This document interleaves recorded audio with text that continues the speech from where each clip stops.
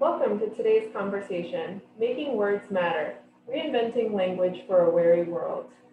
LHH's conversation series is dedicated to sharing stories that we hope are important to you, showing how leaders are turning ideas into action in the ways that drive success. Because this isn't a presentation, we won't have slides. We will be dedicating half of our program to a conversation with our guests, and then we'll be opening it up for Q&A so that you, the members of our audience, have an opportunity to participate. Please use the Q&A function to enter your questions anytime during the session. We look forward to hearing from you and will respond to as many questions as we can. I'd like to introduce our host for today's program, Sharon Patterson. Over to you, Sharon. Welcome, everyone, and thank you so much for joining. As you just heard, I'm Sharon Patterson. And for those of you who are unfamiliar with LHH, we help companies see possibilities in their people. Through assessments, coaching, upskilling, and career transition, companies can realize the untapped potential within the workforce, which results in increased productivity, morale, and brand affinity. Today, we're talking with Kevin Lane, a global business leader, CEO, and former McKinsey partner, and Tom Farmer, a corporate language strategist, author, and former CNN producer. We'll be discussing the decline in the quality of communication and how we can restore meaning and impact to our daily business conversations. Kevin, Tom, thanks so much for joining us today. I'll let you both introduce yourselves. And Kevin, why don't you go first?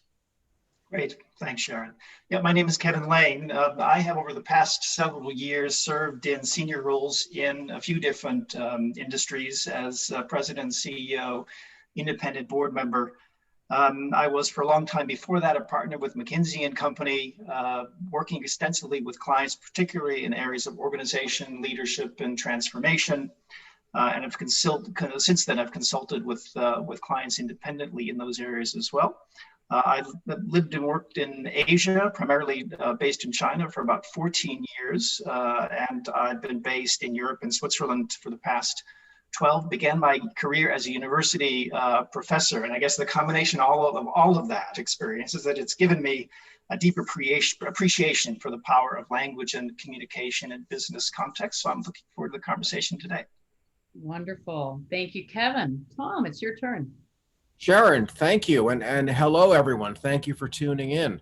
I am a former CNN executive producer, former journalist, anchor man way back in the mists of history. Now I work on executive communications. I help companies frame better messages.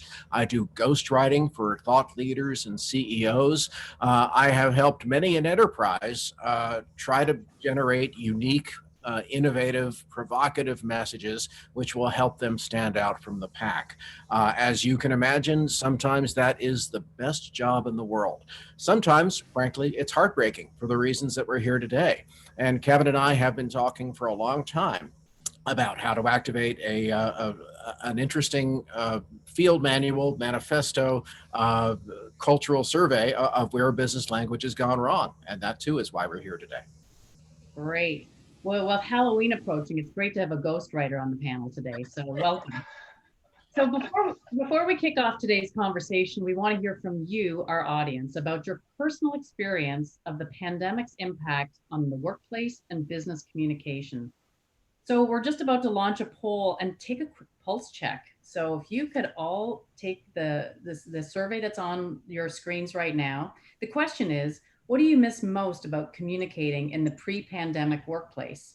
And your choices are, you miss the opportunities for face-to-face communication, you miss unplanned office interaction, there's less dependence on technology such as email, texts, apps. You now have the ability to draw a clear line between work life and home or private life, or don't rather. Something else or nothing at all. I actually like it better the way it is now. So take a minute and give us your feedback and thoughts. And then we're going to talk about what the audience response is.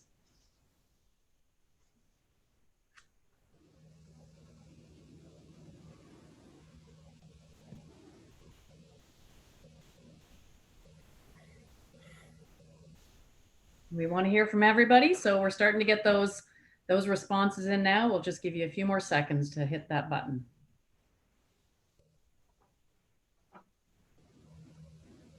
And I think we've got the results. So, Tom, Kevin, any reaction? It looks like opportunities for face-to-face communications came in at 40%. That's what people miss the most, followed fairly closely by unplanned office interaction, or probably those water cooler conversations that we miss from being physically present with people. So those appear to be the top two issues, the things that people miss most. What are your reactions to that?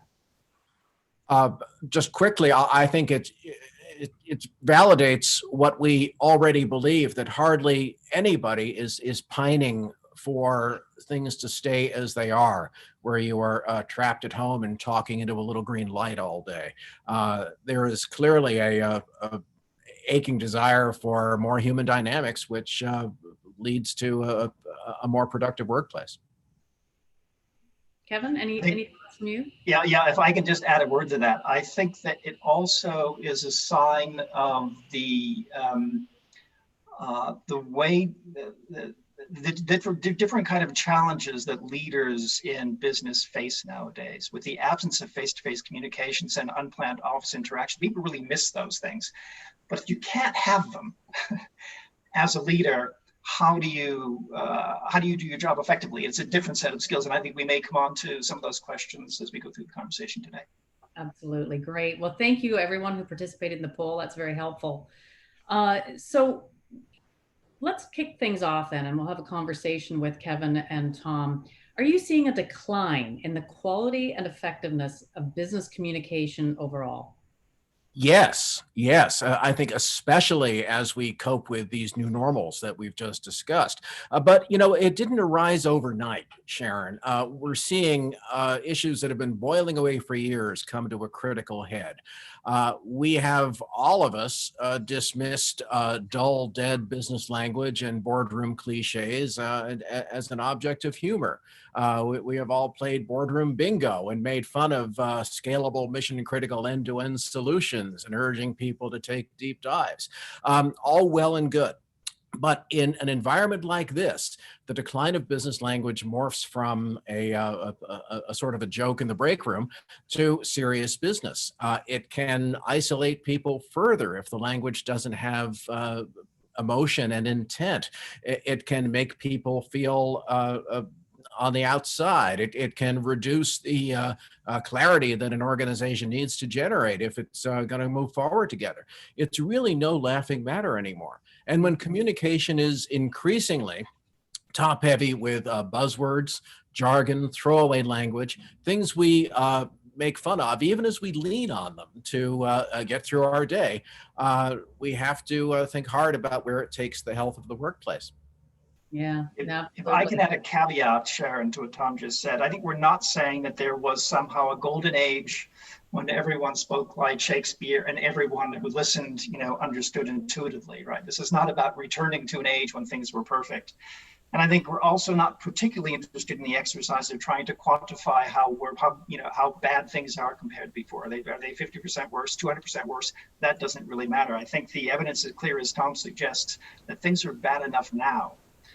That there's plenty of room to fix the way we communicate in our organizations and externally, and that it pays.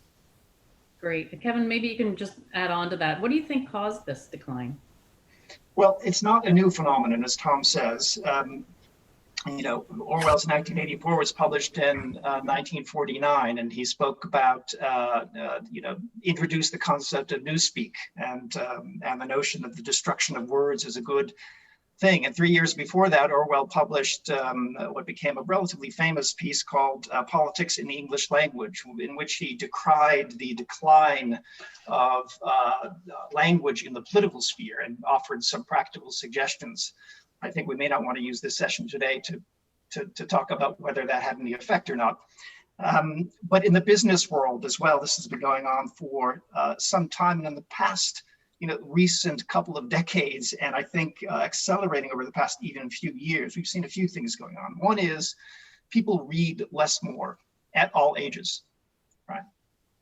So the written word is less a part of people's experienced lives. The pace of business has increased dramatically, as become more globalized, and of course, with the advent of various forms of technology. And that leads to the third point, which is we are blessed with an extraordinary range of new technology now that we can use to communicate in all sorts of ways that we never would have imagined before. That's given us lots of great capabilities, and Tom and I are not in any way saying that these are bad developments, but it's also imposed new demands on us and has shaped, frankly, the way we communicate. It's helped to drive us towards speaking more in bullet points, for example, than in coherent thoughts. Yeah, and I see that with my kids that communicate by text and don't seem to have any sense of sentence structure or how to use a comma or a period. So Tom, maybe you can talk to us a little bit about how you think this pandemic has maybe accelerated or amplified the decline. Yeah.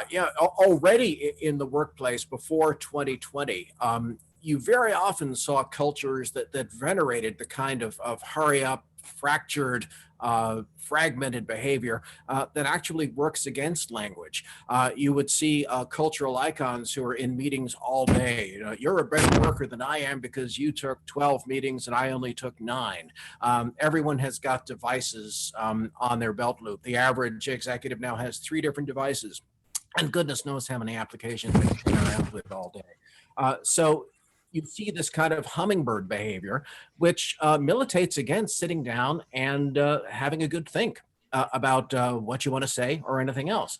And now in the pandemic, words are most of what we have left. You and I and the 337 people who have been good enough to tune in here, we cannot read each other's body language. We cannot tell when we're losing the room, for example, when people are looking at their cell phones or diverting away or going to get more coffee. We've lost most of the stimuli that we used to depend on in eye contact meetings.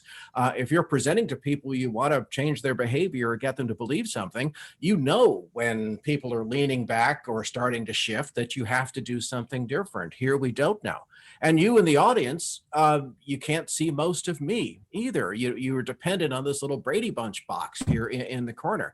I claim to be in Chicago, and it happens to be true, but how do you know really? You can't tell. So when you lose all that stimulus and you default back to language as the driving force behind business productivity, it's a terrible time for language to mean so little. And that is the crystallization function, I guess, of the pandemic, is to get us to think in those urgent terms. And Tom, there are 2 complicating factors here, I think, as well. One is that leaders are now being asked to communicate more frequently on more topics than ever before, and there's evidence to support that. And these topics are now suddenly topics that are outside of their normal comfort zone, stuff they don't usually talk about, and that frankly they didn't learn about in business school. So that's what's different about the position of leaders. And then I think the other thing that's different is the audience. People who are listening are in a different mindset than they were a year ago, right? We like to talk about a VUCA world, a world that is, volatile, uncertain, complex, and ambiguous. What we don't talk enough about is what that means for the world inside the heads of the people who are living in a VUCA world, right? People who are wary of this environment around them, people who feel, as Tom just described, isolated, people who feel stressed and extremely tense, right? There's lots of evidence to support this as well. And I think it doesn't require evidence. We're all going through this to recognize, a new level of tension that becomes the filter through which we receive all of our messages. Yeah, no, it's absolutely true. And so, you talk to leaders in business all the time. What sorts of things are you seeing? What stories do you have about how this decline has impacted business operations and leadership? And also, why is it important? Kevin, go first. Yeah, go Kevin. Yep. Sorry, I didn't hear. Did you say Tom or me? Sorry, go ahead, Kevin. Yeah, do you have any examples? My mistake. All right, sorry. Yeah. No, I think I'll say a couple of words and then Tom can improve on them. I think it's easy to forget that language is a part of the glue that holds cultures together. And there's lots of evidence now to show the impact of culture on business performance. I think the relationship between language and culture has been less explicitly explored, but I know to your question, Sharon, from my own experience and Tom's experience, talking to people going through this this period of time, trying to lead and trying to work with teams and so on in this environment, it's difficult. They talk about the challenges of trying to communicate effectively, the challenges of trying to keep your teams energized and motivated. In what the May 2 time period, we saw the steepest decline in the US in engagement scores that we've seen since the dot-com bubble burst in the year 2000, right? And we see similar effects in other measures of what's going on inside organizations. This is a difficult time, and it is affecting. We have evidence also about innovation. Language isn't the only thing that is a cause here, but it's clearly a part of the mix. Right.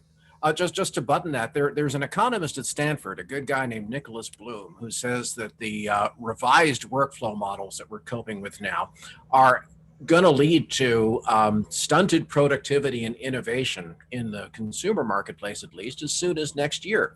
This in turn could lead to a slump of bigger proportions. What if the iPhone 13 or 14 is not so good because nobody had those water cooler talks that led to the spontaneous idea? You all in our audience talked early on through your poll about missing those spontaneous interactions that lead to great ideas. And in a really healthy, robust hierarchy, you always say anybody can have the next great idea. It can come from anywhere, any department. But that's a lot harder to make true when you're not invited to the Zoom meeting. So we pay a certain price here. Lack of clarity about our objectives, poor understanding about where the company is going or why decisions are made, differing parallel views about what we ought to do next and how. And that leads to frustration, reduced motivation, a lot of other factors. And it should be said that we have data now that shows a large number of people who used to be really secure in their jobs when they went to an office now sit at home, maybe in their yoga pants, and wonder who's talking about them behind their back because they don't have that the security of regular touch in the office. And that's something to worry about as well. Yeah, no, that's a really important point. So maybe let's switch gears and talk about what we can do to improve all of this. And Tom, maybe you can kick things off. What does effective business communication look like? How can we do this better? I always tell people, start with the audience. Start with what people are feeling now and what they want to hear. When I program a keynote for an executive, the conversation is always at first, what behavior do you want to change? What are the preconceptions? Instead of just telling them what you want. A 10-second story. I worked with a very well-known technology client who was heading a division that was in some distress, and nobody's getting a raise, and there are imminent redundancies and so on. And he wanted to open his arena presentation to thousands, a huge all-hands event, by describing all the first-class 5-star travel he had engaged in over the prior couple of months to go around, take the temperature of the organization. So, and he had this huge moving map, like in Times Square, first-class cabins and airplanes and going to the Four Seasons. And how does an audience which is worried about getting laid off react to that? Not well. So intuit what the audience is thinking, and build your language, not with zippier verbs or a fatter thesaurus, but with genuine intent. What do you mean to tell them? Sometimes all the machinery that we use to generate language can actually be an inhibiting factor, or lead you to just throw in the towel and do the tried and true. Tried and true doesn't really work in this environment. Genuine intent does, and belief that what you're doing is for the good of the organization and for the good of your audience, whether it's internal or external. Great. Kevin, anything you'd like to add to that? I could add one thing. One of the things that Tom and I have been working on as we look at many examples of fantastic communication and less fantastic communication in these difficult times, is a kind of a filter that you can use to judge how effectively you're getting a message across. So is what you're saying or writing, is it in plain language or is it mumbo jumbo? Mumbo jumbo, I think, is a technical term from Tom's industry. He taught it to me, but I think he could perhaps explain it. Are you speaking in an active voice or a passive voice? So did you make a mistake, or is it the case that mistakes were made? Is the message personal, or does it sound like corporate speak? Do you show some self-awareness, or do you come across as being overconfident? I think that theme in this environment is particularly important. This is a great moment for humility. I think anyone who's not humble in this environment really isn't paying much attention. And then finally, are you accountable or unaccountable? Are you willing to say, this is my job, I will deliver on this? Are you willing to say, I screwed up and I take accountability for this? And I think that, as we look at the great examples and not so great examples, these are the kind of distinctions that we've seen come across. Yeah, those are great thoughts. Tom, any other thoughts on what people can do to improve their own communication on their own?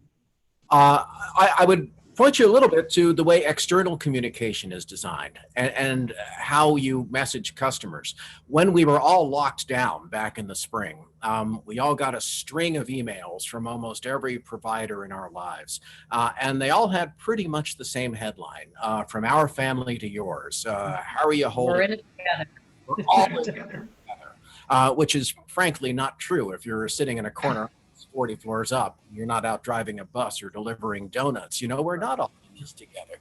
There was a desperation to say something and a lack of imagination or caution or boldness, I should say, about how to say it.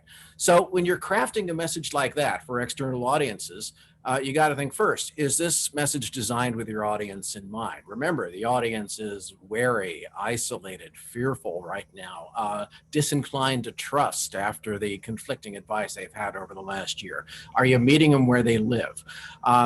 Does what you're doing align with your existing brand narrative, or is it out of left field? I had an email a couple of weeks ago from United Airlines reminding me to vote. Well, why does United Airlines care if I vote or not? What is the line of sight coherency with their corporate narrative and brand message? There really isn't one. They just wanted 10 seconds worth of virtue. Does your message sound like a person wrote it, or is it bot generated? And when you have an enormous approval loop in your work group and 50 people have to sign off, what started as a bold message can be pulverized, over the course. So you have to protect against that. If a bot could have written it, maybe it's not worth sending. And finally, is what you're saying backed up by tangible action? Are you going to do something which demonstrates that you mean what you say? I had a very nice note from the company that sends me printer ink cartridges at one point this spring, asking about the state of my mental health. What I would really like is a 50% off coupon for more ink cartridges, but I didn't get that. There was no real follow through. So think about ways to make your story real in front of the audience. Those are great insights. That's wonderful. So I think maybe we'll go to the chat, the Q&A now, and hear from some of the questions from the folks on the call.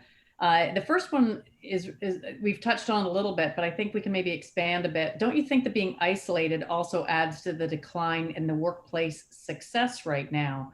And, I'd love to hear your thoughts around, how as business leaders, we can address that isolation. You've talked about it a little bit, but, what thoughts do you have around helping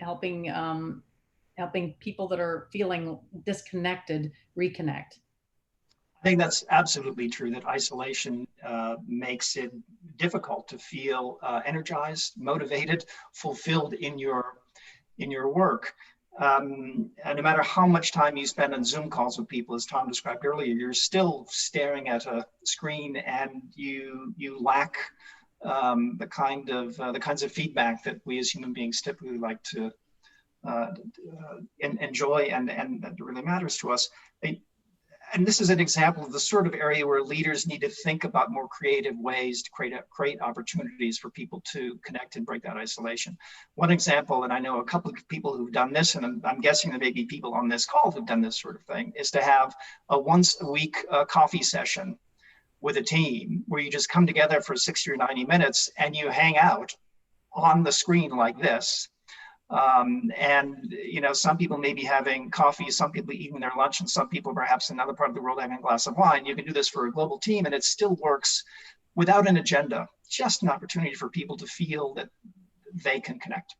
Yeah. Kevin is a modest man, and he won't say this, but I will. He's one of the foremost practitioners when he's in a CEO slot of management by walking around, quiet observation, seeing what people are doing, seeing where you can tweak the machine to make things run better. You can't do that in this environment unless you pound on people's doors, which is not allowed right now. So you have to come up with creative alternative responses, online coffee clatches, random phone calls. I just wanted to see how you're doing, which means extra effort. And that definitely need to be more intentional in how we do that. It's just very easy to get very comfortable in this chair that we sit in hour after hour sometimes. So thank you. Those are great insights. The next question is really an interesting one as well. In the desire for engaging and fun language, do we sometimes miss the opportunity to create line of sight to the big picture? Yes. Yeah, I would say. Yeah. Yeah. Kevin, do you want that one, or do you want me to take a Go ahead. Yeah. There is sometimes a temptation not only to say what the last 10 companies said, because that seems safe, but to do something novel or fanciful that will mystify people, which is just as big a mistake, really. What's the coherent connection to your business? I have a friend who used to run the Coca-Cola company, and there was a time when Coca-Cola was besieged with charitable appeals. We want you to direct philanthropy this way and that. And his very wise filter for those requests is, what rational connection is there between this appeal and what we do for a living? One of the things Coca-Cola decided to focus on was clean water, becoming water neutral as a company. Because if you're making Cokes, you need a lot of water. It makes a lot less sense to go off and virtuous as the puppy saving business is, to associate yourself with puppies. So you're always looking for a coherent strategic argument for what you're doing and saying in the marketplace. Great. Kevin, anything to add to that?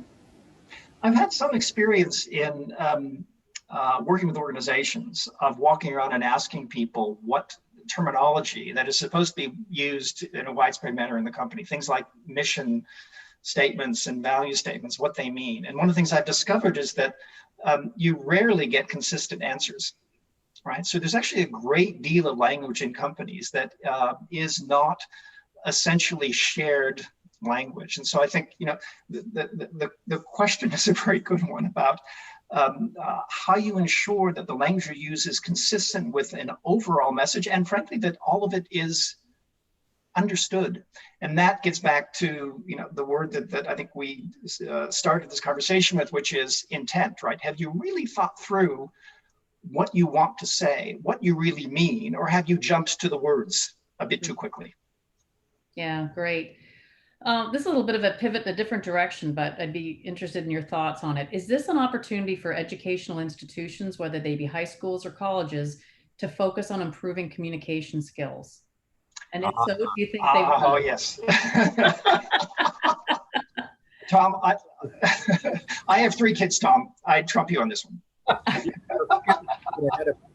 But I put on a different hat right now, and I'm working with the architect of the U.S.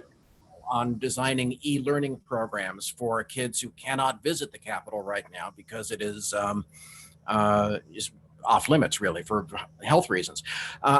And the big challenge for them is modifying their traditional approach to designing big exhibit spaces with lots of words, lots of placards, lots of institutional language into something that's suitable for the online audience. And it's true that if you were born in the last 25 years, you came up with a whole different idea of literacy.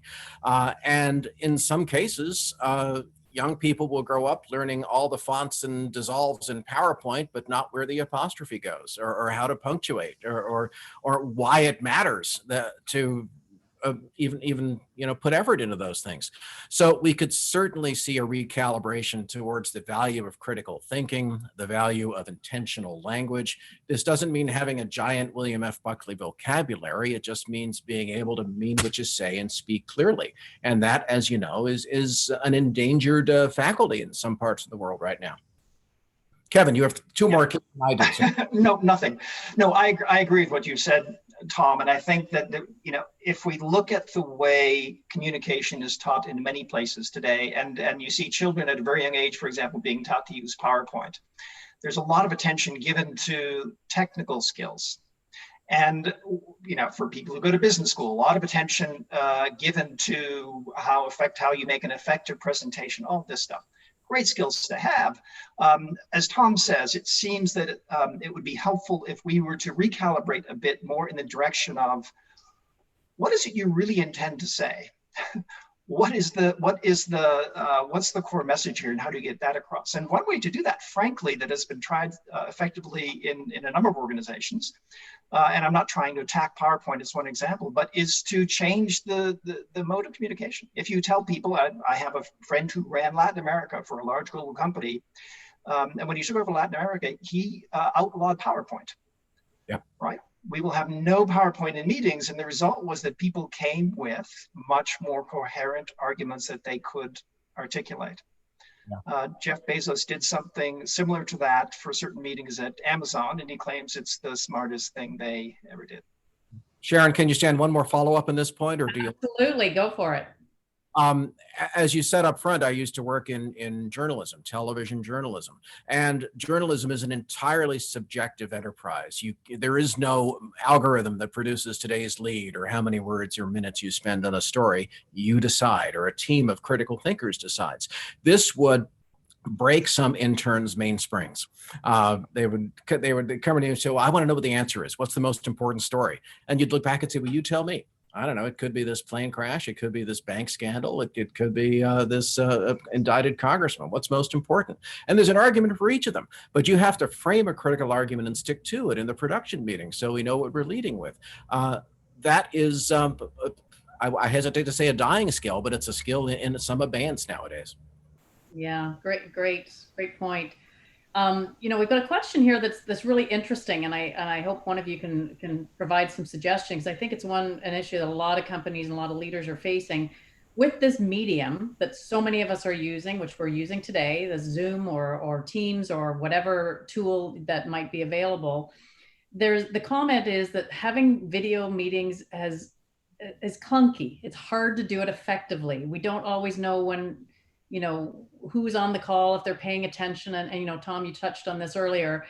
Do you have any suggestions to have more effective communications through this video format and medium that many companies are using today? Figure out how to unmute before the meeting starts. Kevin and I talk about it. Well, a couple of thoughts for me. One is a new word that Tom and I have learned in the process of doing the research that we're doing for this book, which is alexithymic. So this kind of an experience, this kind of technology is alexithymic, which means it does a bad job of conveying emotions. It makes it more difficult to feel things, actually. And I think that's what we're all experiencing, that leads to frustration that sometimes can be difficult to explain or articulate. Part of the answer, frankly, is use other means of communication. Even a phone call, right? A one-to-one phone call without a face can be more effective, right? Sometimes radio is more effective than television, as Tom could certainly speak to. Right. Radio being a more intimate medium, certainly, when you alone, so it's good for other things. Kevin and I talk a little bit about the friction tax exerted by technology. There's always a period at the start of a Zoom meeting where people are struggling to sign on. There is always a moment when you're on deadline and your computer won't see the printer, or your office suite decides now is the time for updates. And all those things steal headspace from the actual job of communicating, producing, innovating. Yeah, that's great. There was another question, because we touched on this a little bit earlier about, you know, Tom, you mentioned that there's some studies that would suggest our innovation may be limited, you know, as a result of not being co-located and physically around one another.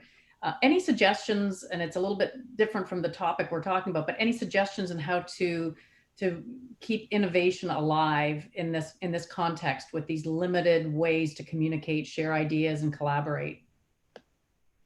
If there is a taboo in the organization around speaking out of turn or proposing something bold, everybody can work to extinguish that. If there is a hesitancy about reaching out to the unexpected caller to ask for advice on a problem, to admit that you're drowning here or you're out of ideas. Innovation often comes from jointly managed solutions to somebody who's stuck. I'm reminded of the guy who at 3M years ago who invented the glue that works on Post-it notes. And the glue seemed pretty interesting, and it was invented by accident, but he didn't know what to do with it. You know, there's no market for this. It was a chance encounter with somebody else in another department that led to the little paper squares that have changed our offices. You can't have that now, so you have to come up with other outreach mechanisms. Kevin, any other thoughts on that? Just that, a thought that goes back to the prior question as well, which is that that leaders at this moment, you know, need to think differently about their roles, and need to pay attention perhaps to things that they wouldn't have had to worry so much about paying attention to before. So even if it's on the screen, it's recognizing, you know, the look in someone's eye if you can see it, or the tone in someone's voice, or maybe someone who in a Zoom call is less willing to speak up than he or she would be in a meeting in a conference room. And that's linked to innovation as well, right? You need to be aware of how people are responding to all of this in their own heads, and so you can intervene, whether it be on the Zoom call where you say to so-and-so, you know, you always have great ideas. Could you, you know, what do you think about this? Or if you choose, you decide there's, you know, a reason to, as Tom says, adopt a more creative approach of bringing people together. So and frankly, and try stuff. There is, I think, significant benefit in this environment that comes from trying new things, and a little downside. It's a great point. Button to that, I grew up as a kid in New England, where the New England town meeting is a staple for a local municipal government, and all the townspeople crowd into the town hall and decide things. In theory, the fallacy of the New England town meeting is 5% of the people dominate. The ones who've lived there the longest are the ones with the biggest mouths, and 95% just sit there. It's too easy to see the connection with Zoom meetings. If people are shy, if they feel like their words won't count, they can shrink back and not help drive the conversation. A good moderator should be looking for those things and trying to bring those people forward. Yeah, that's great advice. So one thing I think we touched on a little bit, and I think it's worthy of a little bit more conversation, is around the use of video to personalize messages from leaders. And we're seeing a lot more of that. I know we're seeing it more in our company, and I'm sure others are experiencing the same thing. What advice can you offer to leaders who are using this medium, and how do you coach them? You know, what do they need to do to come across authentically? And I think we've touched on some of this already. And just love to get some additional thoughts and points of view you may have on how that can be a personal tool for communication. My quick thought, and then I'll hand over to Tom, who I think has much more experience in this area, is perhaps an obvious one, which is to watch the Arne Sorensen video, which went viral. Arne Sorensen's video hits all of those items that we talked about, all of those, it ticks all the boxes that we spoke about before, about being plain and straightforward and direct and personal and vulnerable as well.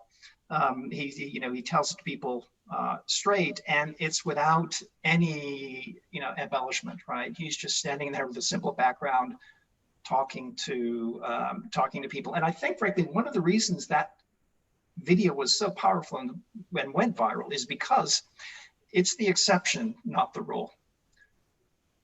Yeah. The paradox of video, Sharon, is that you get points for showing up, but you can lose twice as many points for doing badly.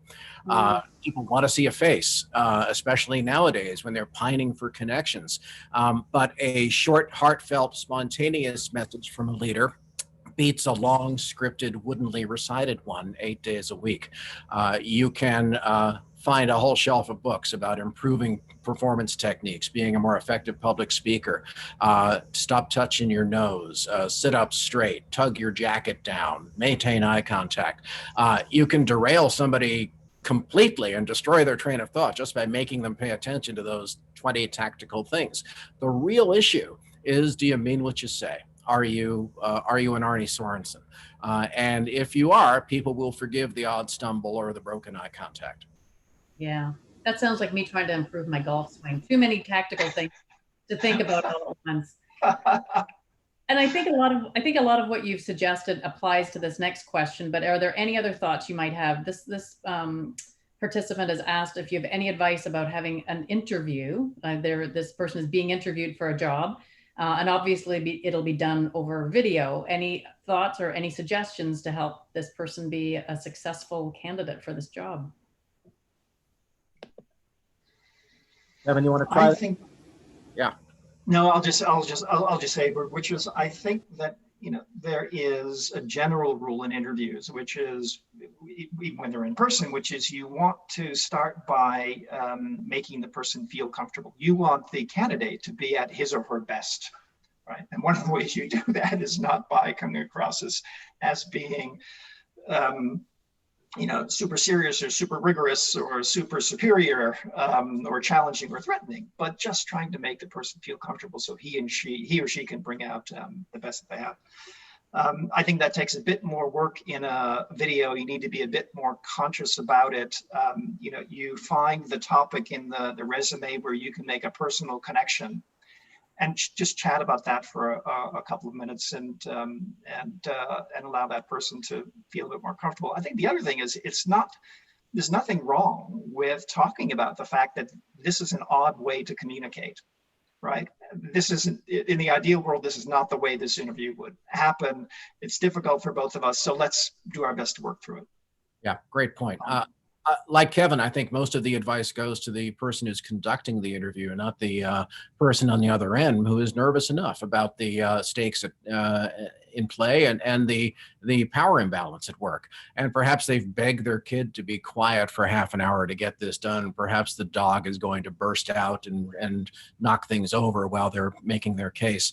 The interviewer has to work with the imperfect channel that they've got and not penalize this person because they did not put on a full pressed suit, and because who would do that at home? Our story is different right now, and you want to make the person surface their best qualities, not penalize them because there might be a dog in the background.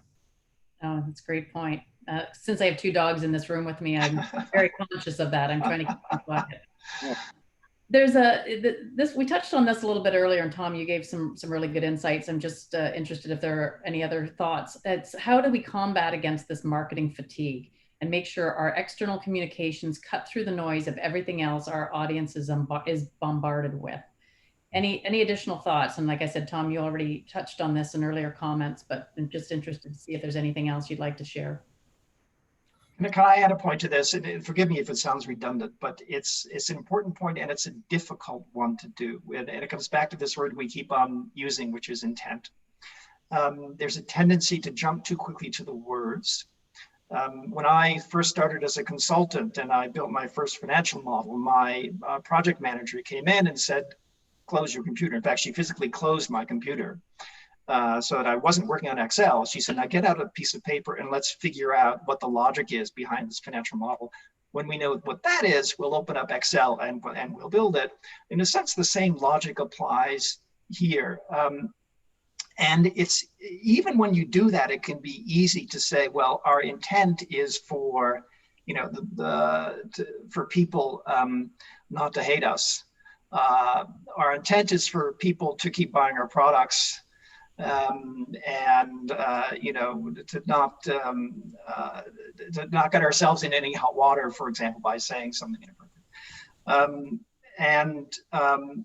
It takes effort to continue to ask, ask yourselves and a team of people, what is it that we really want to say here?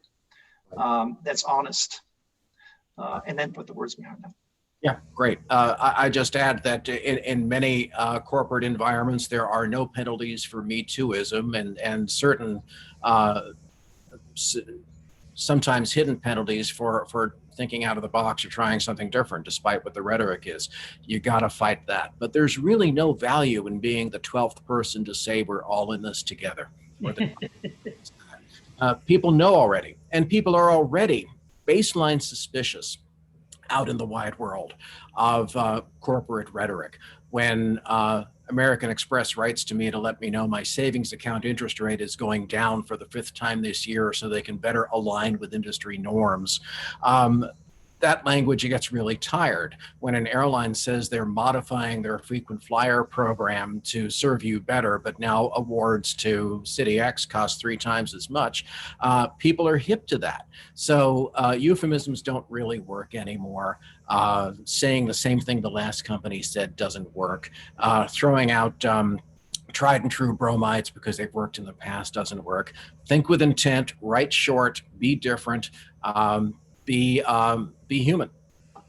And I think there's a simple hack to support what Tom just described, and I've done this myself working with teams, is make a list of things you're not going to say, right, because you think they've been said so much that they don't mean anything anymore. And I'm sure, we all have our favorite lists. I used to have a reputation with some of my teams around words that they knew they could not use if they came to a meeting with me or were drafting a document with me. And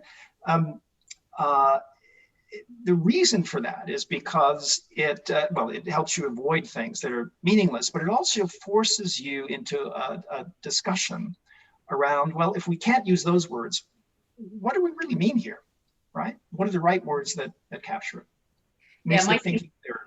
My team knows they're not allowed to say it is what it is. It's just one of those personal annoyance. Very good.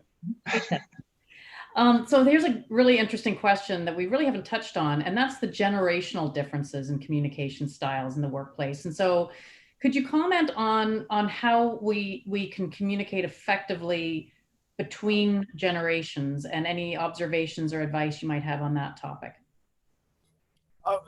Quickly, I would say that it's up to a more senior person with more miles on the clock to embrace new paradigms that are reflected by younger generations, whether it's the attention span we've got or the technologies at work. There is no profit in making fun of text shorthand or emojis. That is a Victorian view of the world, and you're defending an ancient paradigm. There is plenty of juice in intergenerational connections and jointly developed innovations. The people who are a few years from retirement tend to fear the young people, and people who are coming up in the environment tend to think the old people should hurry up and get out of the way. There is both those views are flawed, and there is profit in joining them together. But it's really up to more senior people to extend the hand of comprehension. Kevin, what would you undercut any of that? Yeah, I mean, Tom and I are in complete agreement on this point. Those are the way out of this. The dilemma we depicted here today doesn't require running away from the technology. It requires embracing the technology and making sure we use it appropriately. And we have, those who are a bit older have a lot to learn from people who are a bit younger about how to do that. Yeah, totally agree. So this is an interesting one. How do you have these, maybe a particularly sensitive conversation around an employee's performance or development needs, again, in a primarily virtual environment? Anything that you would do differently in that environment versus how you might handle it in a one-to-one personal interaction? It's a tough one. It's an interesting question and very relevant, right? There some people on this webinar may have seen the recent data that shows that standard performance reviews are not being held the way they once were, and it's mainly for that reason, because it's hard to hold a real, quality performance review through this kind of medium. So part of the answer to the question is, at a sort of a higher level, is to think about how to change your approach to giving feedback and performance reviews, right? So you don't have the once per year or the once every 6 month big dramatic sit down, and you're looking at a screen. But that's not a sufficient answer to the question, because sometimes you do have to have those conversations in any case, and you can't say, call me when the pandemic is over. And here too, I think it's important. This ultimately would be an inadequate answer perhaps, but in the current environment, there are no perfect answers to anything. I think it does have to do with being open and transparent about how difficult it is to communicate in this kind of a forum, but it's all we have. And then also thinking a bit harder than one might typically do about the context, the time when the conversation is held, the amount of time that's given for the conversation. Clearly demonstrating, maybe harder than one would normally have to face-to-face, your willingness to listen, all those sorts of things where you have to kind of work a little bit harder to fight your way through the Zoom screen. I just add that if you have to hold a difficult conversation with a report, there is no merit in using euphemisms or retreating to safe boilerplate language or dancing around the issue. Long after somebody on the receiving end of that message forgets the substance and chapter and verse of what was said, they will remember how they felt through the process. And if they only figure out halfway through the call that they're being thrown off a team or having their status changed, that's all they'll remember, and they won't like it. So the more directness you can manage, especially in this environment, the better off you are. Great. So I think we'll just take one more question from the list here, because we're getting close to the top of the hour, but I just love this question. I think it's a great way for us for each of you to kind of give us your thoughts and put your crystal ball in front of you. How do you think personal communication and business communication will change after the pandemic? Just briefly, I think that it's not going to snap back after the pandemic. We are not going to see 100% return to gratuitous business travel for diplomatic purposes. The days of squeezing in a bunch more trips in Q4 to re-qualify for gold status on United are over. You're going to have to justify the interaction. These technologies, Zoom is pretty primitive compared to what I think we might expect in 5 years. So these technologies will get more immersive and foolproof and more secure. And I think that will probably help somewhat. The other half of the answer is corporate initiatives to compensate for the inherent shortcomings of a deal like this, so that people do feel connected, listened to, not threatened as the world evolves. But I don't think I read some doctor the other day who said January 2020, the state of life that we had 9 months ago, not in our lifetimes. We have to live with this, just as we had to live with TSA after 9/11. The world has changed a little bit. We can adapt, it's not all trauma, but we cannot pine for or resent a world that won't come back. Kevin? Yeah, I fully agree. And certainly the data that we reviewed show this. The conversations that I've had with people in a number of different companies, different industries, support the notion that we're not going to snap back to the status quo ante. I think one of the implications of that, in addition to what Tom said, is that as organizations, and particularly as HR leaders, we need to be thinking about how it is we help our leaders get better at leading in this different environment. Yeah. In all aspects, right? And it's a different set of skills. And part of it is quite serious. We've been discussing about language and communication, which now matters so much more. We've got to find ways to rapidly improve those capabilities. Yeah. Totally agree. So we're just getting close to the top of the hour, and thank you for all of the questions that we received. I apologize we couldn't get to everything, but there were some great questions there and very thought-provoking, so thank you. So let's just do a quick recap before we end. Kevin and Tom, what's one high return practice you recommend that people can do right now to restore meaning and impact in a daily communication? Kevin, one best practice you'd recommend? Just one, is that right? Just Unlimited. one. Oh, what a shame.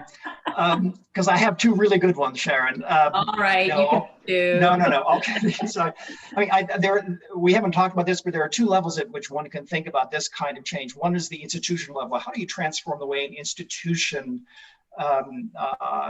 communicates? And that is an area in which I think HR leaders have a very significant role to play. But I think you've also asked a very practical question for this conversation, which is what does someone as a leader who's going back, tomorrow to his or her office do differently that will have some impact? And all of these things are highly contextual, so it depends on your context. But I think in terms of what you could do tomorrow, it's sit down and discuss it with your team, a list of terms, expressions, modes of communication that work, those that don't work. And make a short list of 3 or 4 things that you're going to change and understand why. And I think the result of that will be clearer communications. It will also spark a conversation about the intention behind those communications. Great. Tom, what's your one best practice? It'll be embedded in this very quick story from my newsroom days. When I was running newsrooms, I used to try and teach interns how to write for broadcast, which is kind of a parlor trick. You have to write succinctly and quickly and get things in the right order. And I had a young intern who was trying to write up some innocuous story on a deadline, and she was freezing up. She was watching the clock. She couldn't pick the right verb. She didn't know what words to lead with. And you could see her vibrating in the chair. And it's now like 8 minutes before 11. We got to get moving. And she's not getting anywhere. And I went to her and I said, you got to stand up, drop the type. No, I have to type. No, you don't. I want you to look at me. Look, make eye contact. Tell me the story. And she took a deep breath and it tumbled out clean as anything. So the advice is back away from the keyboard. Forget the technology for a minute. Don't watch the clock. Don't be intimidated by all these difficult dynamics. Think things through, tell the story to yourself, and you will have a better message. That's brilliant. Fantastic. Well, thank you to both of you, Kevin and Tom, for sharing your time and expertise. And this wraps up our conversation. We're at the top of the hour. Thanks again to everyone on the call for joining. We'll follow up with a link to this recording via email, so you'll get that shortly. And be sure to visit our lhh.com website or contact us if you'd like to learn more about our talent strategies that will help your company future-proof your workforce. Enjoy the rest of your day. Thank you. Thanks very much. Thank you.